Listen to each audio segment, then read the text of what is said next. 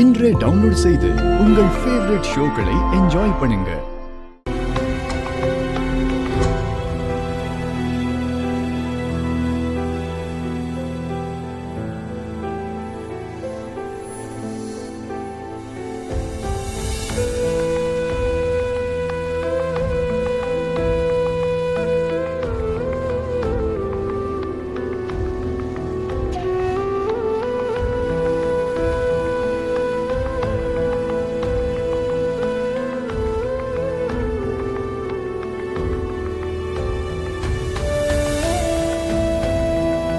காதலிக்கிறேன்னு என்னைக்காவது உங்ககிட்ட சொல்லிருக்கேனா?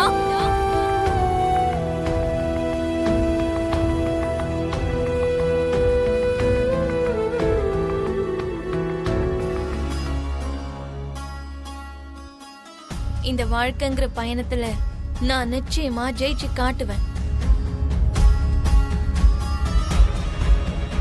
எனக்கு 2 பேருமே முக்கியம்தான். அப்பாவையும் ககனையும் ஒன்னு சேர்த்து அப்பாவுடைய ஆசீர்வாதத்தோட நான் கண்டிப்பா ககனை கல்யாணம் பண்ணிப்பேன். எங்க மேரேஜ்க்கு நீ வர வேண்டிய அவசியமே இருக்காதா பூர்வா? ஏன் சொல்றேன்னா அந்த டைம்ல நீ ஜெயில்ல தான் இருப்ப.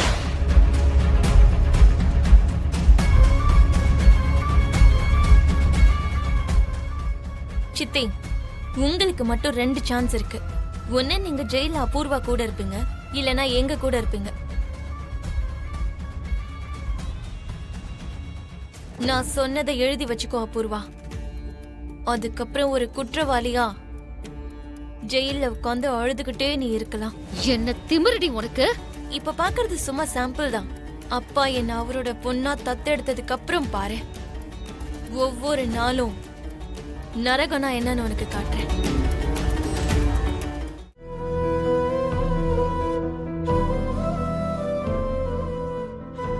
நம்ம காதலுடைய அடையாளமா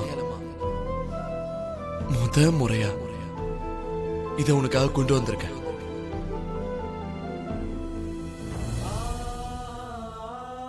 இவங்க 2 பேரும் சேர்ந்து இருக்கிற மாதிரி நாம 2 பேரும் கூட என்னைக்கும் சேர்ந்தே இருக்கணும் பூமி. நீ கோவிலுக்கு போனேன்னு சொன்னாங்க, தரிசனம் நல்லா இருந்ததா? அகைன் இப்படி சந்திச்சு நம்ம 2 பேரும் இந்த மாதிரி பேசுற சிச்சுவேஷன் இதுவே கடைசியா கூட இருக்கலாம். ஏன் சொல்றேன்னா, அந்த சரத் சந்திராவுக்கு நீதான் பொண்ணாவ போறல. இல்ல சரி, நான் போறதுக்குள்ள கோவில் நடைய சாத்திட்டாங்க. ஏதோ மெயின்டெனன்ஸ் ப்ராப்ளம்னு சொன்னாங்க. ஐயோ, பக்கத்துல இருக்கிற வேற ஏதாவது கோயிலுக்கு போயிட்டு வந்திருக்கலாம்ல.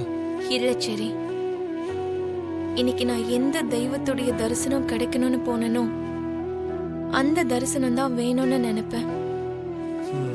திடுதிப்புன்னு மனசை மாத்திக்கிட்டு இன்னொரு இடத்துக்கு போக முடியாது. சரி விடு, இந்த ஒரு நாள் எப்பயாவது போய்க்கலாம் அந்த கோவிலுக்கு. வேற என்ன? ஒன்னும் இல்ல. என்னாச்சு பூமி, பட்டும் படாத மாதிரி பேசுற? ஏதாவது இருந்தா சொல்லலாம்ல. என்னாச்சு? என்ன நடந்துச்சுன்னு உங்களுக்கு தெரியாதா என்ன? நான் உனக்கு பார்க்க போற சம்பந்தம் எப்படி இருக்கும்னா, அந்த ககன் இருக்கான்ல, உன் புருஷனை பார்த்து இந்த ரேஞ்சுக்கு நம்ம வர முடியாதுன்னு நினைக்கிற அளவுக்கு இருக்கும். கொஞ்ச நாள்ல உன் பெத்தவங்களை நீ கண்டுபிடிச்சதுக்கு அப்புறம் இவ்வளவு நல்ல சம்பந்தத்தை நாங்களே இந்த அளவுக்கு பார்த்திருக்க முடியாதுன்னு சொல்லுவாங்க. இப்படி உடனே எனக்கு கல்யாணம் பண்ண என்ன காரணம்னு தெரிஞ்சுக்கலாமா?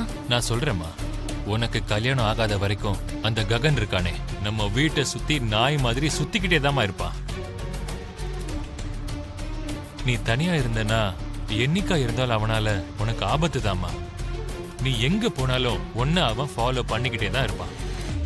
அது நம்ம 2 பேருக்குமே டிஸ்டர்பன்ஸ்.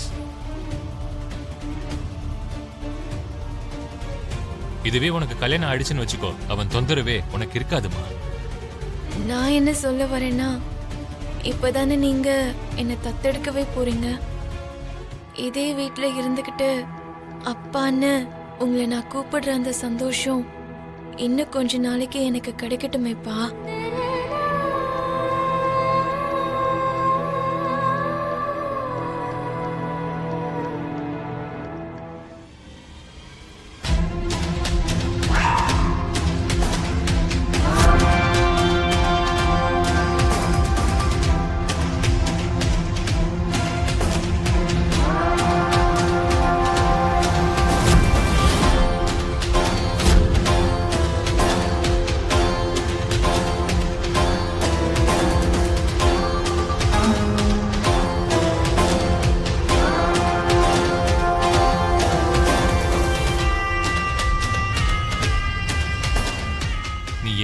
வீட்ல இருந்தாலும் என்ன அப்பான்னு தான் நீ கூப்பிடுவேம்மா.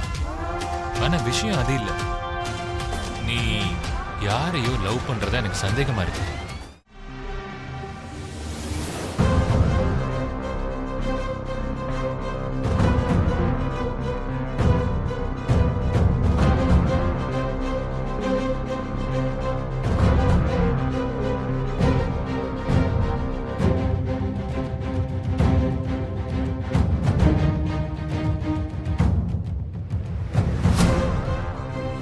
அந்த உதவாக்கர ககனை லவ் பண்ணல நீ தெளிவா சொல்லிட்ட. அது எனக்கு தெரியும். வேற யார லவ் பண்றேன்னு இந்த அப்பா கிட்ட நீ தைரியமா சொல்லல.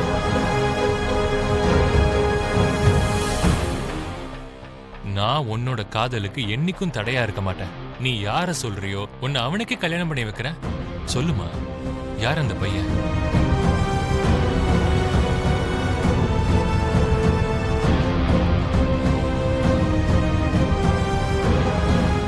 அப்பா, அது ஆனா நீ யாரையோ லவ் பண்ணிட்டு இருக்கன்ற விஷயம் உண்மையா இல்லையா? அதையாவது சொல்ல. உண்மைதான்ப்பா.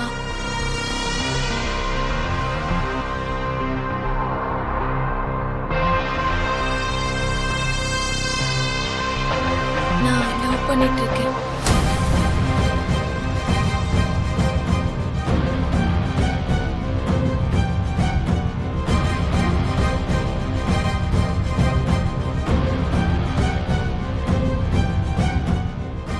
நீ லவ் பண்றேன்னு தைரியமா சொன்னதுக்கு அப்புறமும் நீ யார லவ் பண்றேன்னு சொல்றதுக்கு மட்டும் எதுக்காகமா நீ இவ்வளவு தயக்கப்படுற?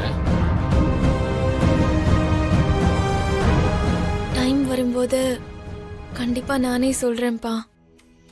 அது வரைக்கும் நீங்க இந்த விஷயத்துல என்ன கம்பல் பண்ணாதீங்க. சரி, ஓகேம்மா.